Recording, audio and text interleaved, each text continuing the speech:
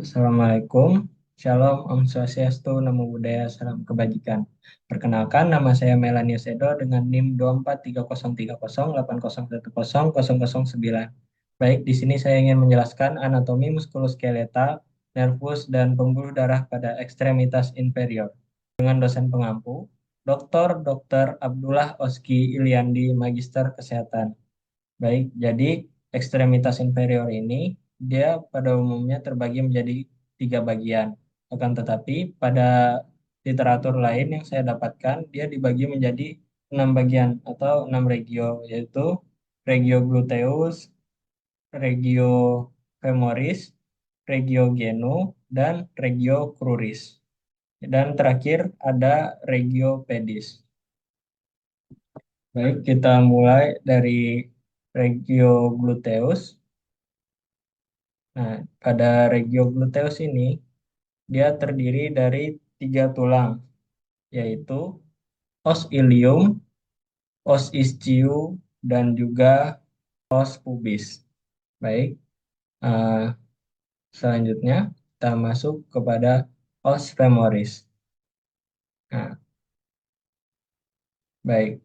Pada os femoris ini, dia terdiri dari dua bagian, yaitu bagian superior dan juga bagian inferior. Pada bagian superior dari femur sendiri, dia ada namanya kaput femur yang besar ini. Kemudian ada trochanter mayor dan juga trochanter minor pada bagian sini. Dan kemudian pada bagian inferiornya sendiri, dia terdiri dari dua epicondylus, yaitu epicondylus medial yang mengarah ke sumbu tubuh dan juga epicondylus lateral yang menjauhi sumbu tubuh. Baik, untuk selanjutnya kita bergerak ke regio genu.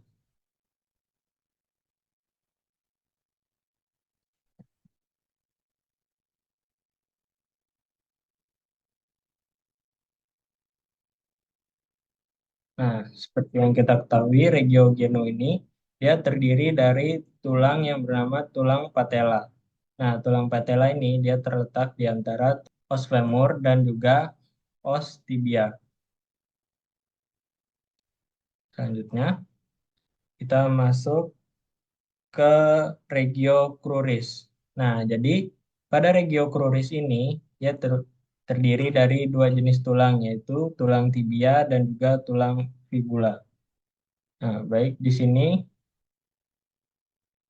pada tulang tibia dia terdiri dari kaput tibialis dan juga pada bagian bawahnya sendiri dia terdiri dari dua kondilus, yaitu kondilus medial dan juga kondilus lateral.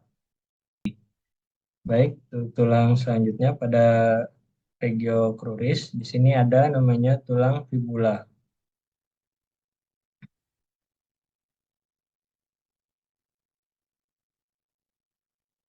atau tulang betis. Baik, untuk selanjutnya kita masuk ke tulang yang ada pada regio tarsal. Jadi pertama-tama di sini dia ada yang namanya tulang talus yang menghubungkan antara tarsal dan juga tulang tibia dan fibula.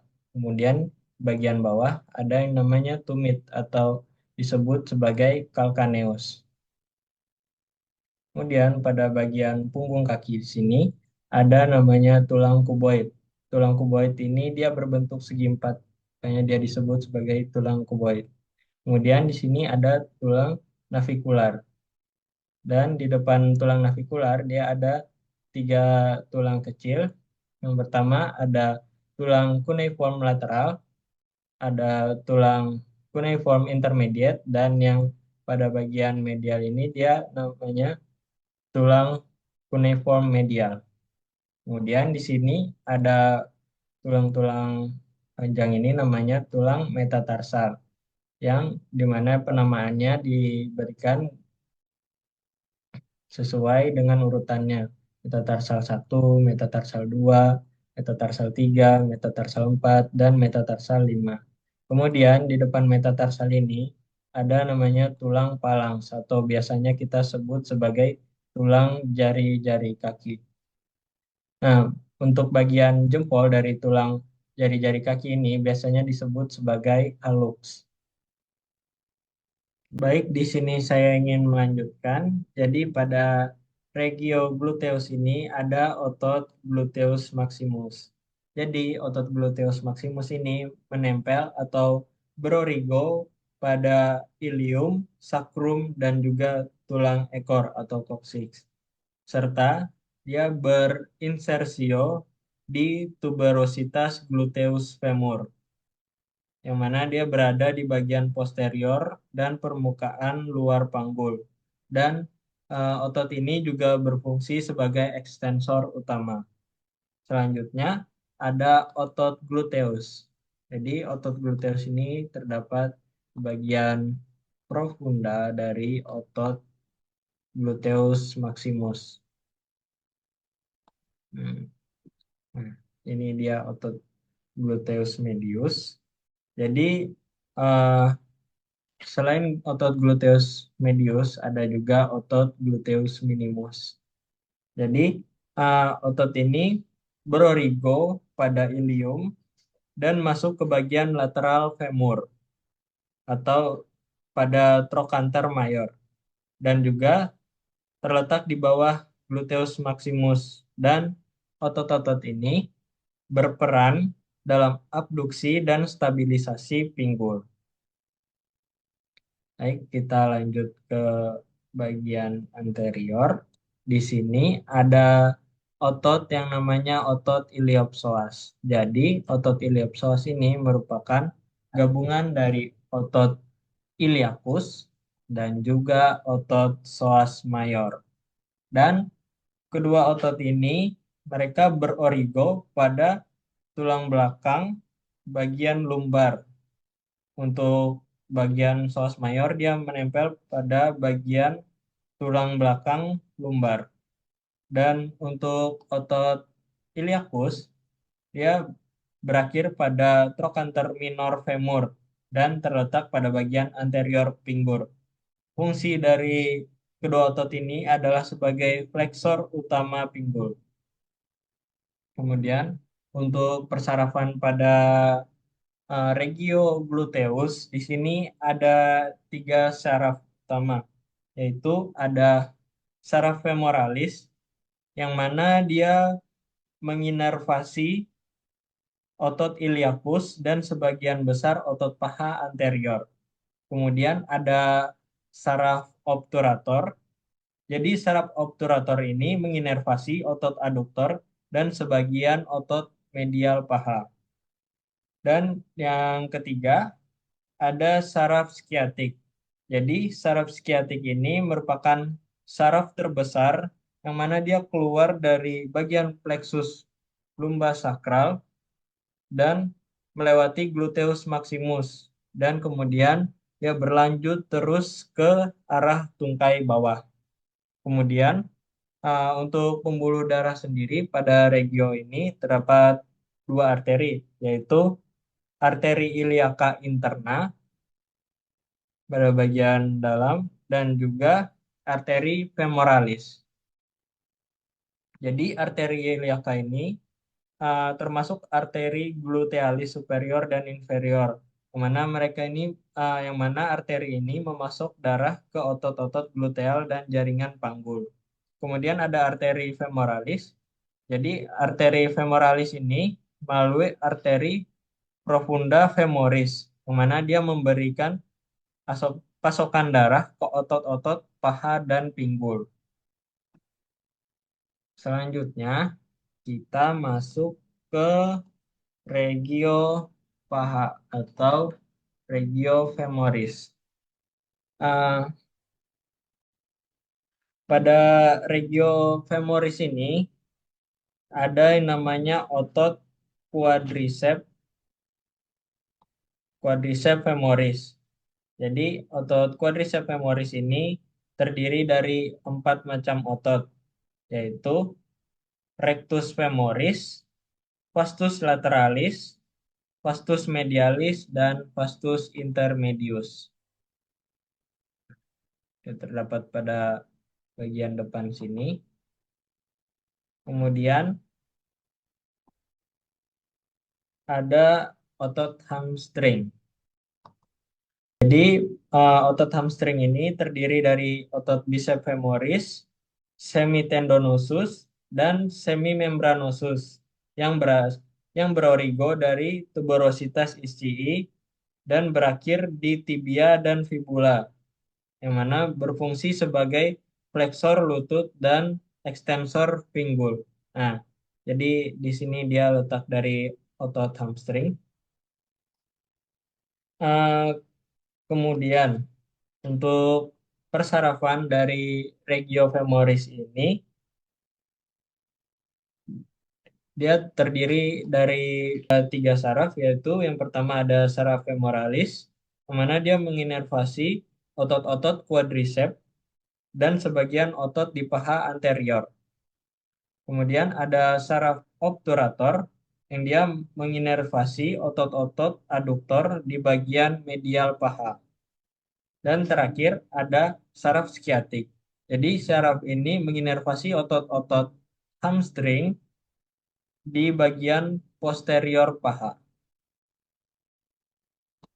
Selanjutnya untuk pembuluh darah pada bagian regio regiofemoris ada arteri femoralis dan arteri profunda femoris, yang mana kedua arteri ini memasok aliran darah ke otot-otot paha dan terus berlanjut sebagai arteri poplitea di bagian belakang lutut.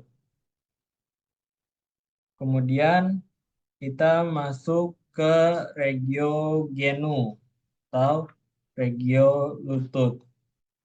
Jadi pada regio ini ada ada tiga jenis otot yang terhubung dengan regio ini. Yang pertama ada quadriceps femoris, yang kedua ada hamstring, dan yang ketiga ada musculus popliteus. Seperti yang sudah saya jelaskan tadi, otot quadriceps femoris dia berperan sebagai ekstensor utama lutut, dan tendon quadriceps melekat pada patella, melekat pada patella dan meneruskan daya ke tibia. Kemudian ada otot hamstring yang berada pada bagian posterior dari regio femoris ini. Dan dia berfungsi sebagai fleksor lutut dan menstabilkan lutut dari belakang. Dan yang ketiga ada otot popliteus, yang mana dia terletak pada bagian posterior dari patella, dan fungsinya sendiri untuk membantu menstabilkan sendi lutut. Kemudian saraf yang terdapat pada regio genu atau regio lutut ini yaitu saraf femoralis, yang mana dia menginervasi quadriceps dan memberikan sensasi pada bagian anterior dari lutut ini. Dan kemudian ada saraf tibialis dan saraf proneal atau yang biasa disebut sebagai saraf fibular. Jadi saraf ini merupakan cabang dari saraf skiatik yang menginervasi struktur di sekitar lutut. Untuk pembuluh darah pada bagian lutut ini sendiri ada yang namanya arteri poplitea. Jadi arteri poplitea ini merupakan cabang dari arteri femoralis yang memasok darah ke lutut dan bercabang menjadi arteri tibialis anterior dan arteri tibialis posterior.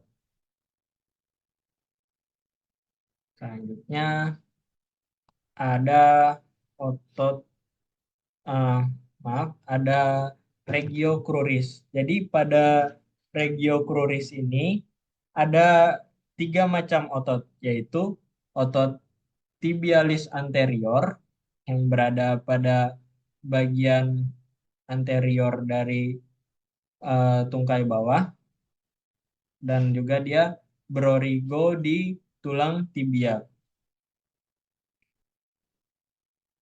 Jadi tibialis anterior ini berorigo di bagian lateral tibia dan kemudian dia eh, berinsersio ke bagian atas kaki, yang mana berfungsi sebagai dorsiflexor dan inferor kaki. Kemudian ada otot gastrocnemius dan otot soleus. Nah, jadi eh, kedua otot ini mereka berorigo pada tulang femur dan tibia atau fibula dan kemudian berinsersio di tumit. Berinsersio di tumit dan berfungsi sebagai otot utama plantar flexor kaki. Selanjutnya ada otot fibularis atau otot proneus. Jadi otot fibularis ini,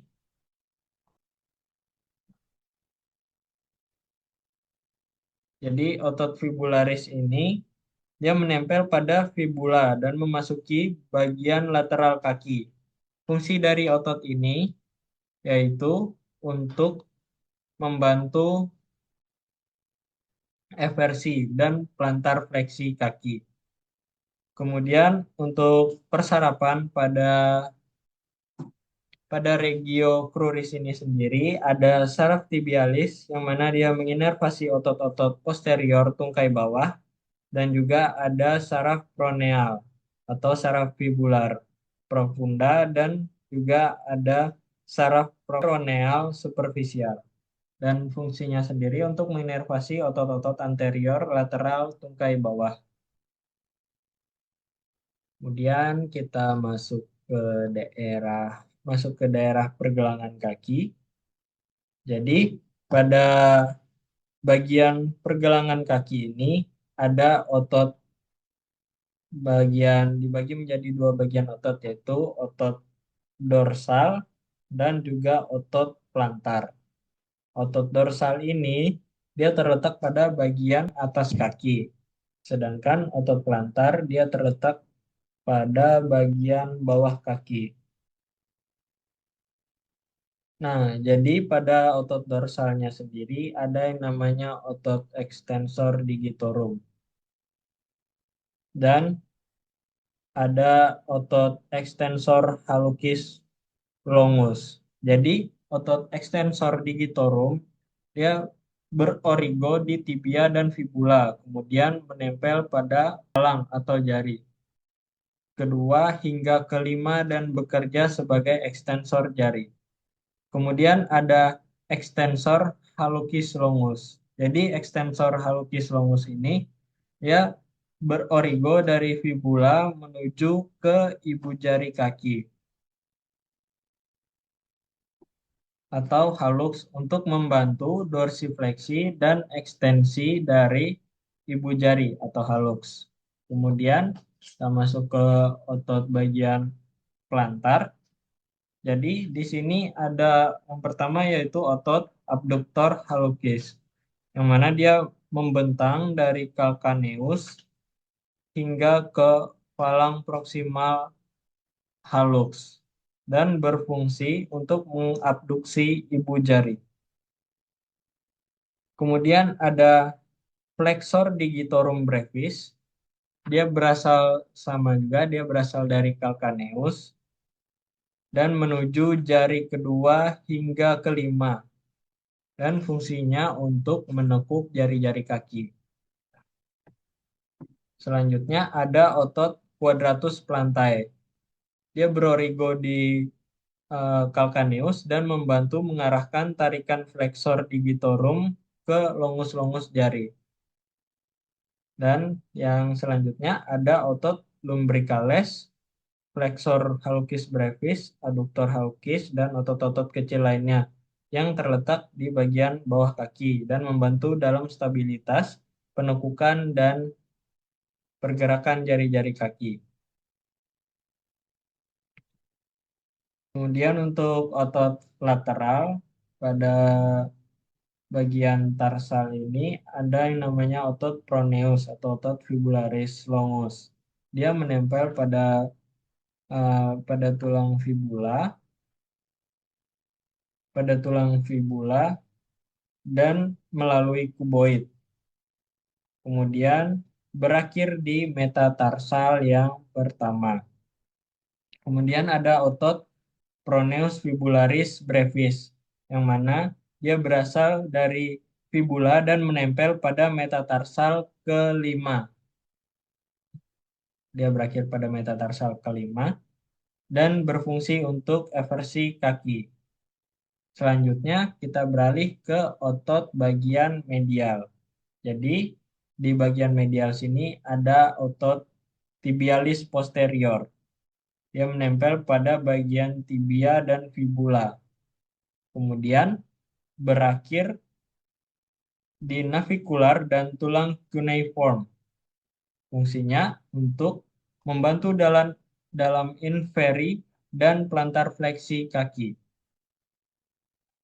Selanjutnya, untuk persarafan pada bagian tarsal, ada dua jenis saraf, yaitu saraf tibialis yang memiliki cabang utama dari saraf skiatik yang bercabang menjadi saraf plantar medial dan lateral di telapak kaki. Fungsinya untuk menginervasi otot-otot plantar kaki. Selanjutnya ada saraf proneal, superficial, dan juga saraf proneal profunda. Saraf proneal profundus, dia berfungsi untuk menginervasi otot-otot anterior dan bagian dorsum kaki. Sedangkan saraf peroneal superficial, ya berfungsi untuk menginervasi kulit sisi lateral tungkai bawah dan punggung kaki. Kemudian untuk pembuluh darah yang masuk aliran darah ke bagian tarsal atau bagian kaki, ini eh, ada tiga, yaitu pertama ada arteri dorsalis pedis yang merupakan cabang dari arteri tibialis anterior. Fungsinya untuk memasok darah ke area dorsum kaki dan jari-jari kaki. Selanjutnya ada arteri plantaris medial dan arteri plantaris lateral yang merupakan cabang dari arteri tibialis posterior. Fungsinya untuk menyuplai darah ke telapak kaki dan beranastomosis membentuk lengkungan plantar dalam.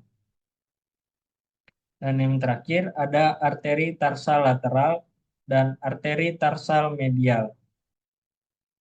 Fungsinya, maaf, untuk arteri tarsal lateral dan medial itu menyebar dari arteri dorsalis pedis untuk menyuplai darah ke tarsal dan metatarsal kaki. Baik, sekian penjelasan dari saya. Terima kasih.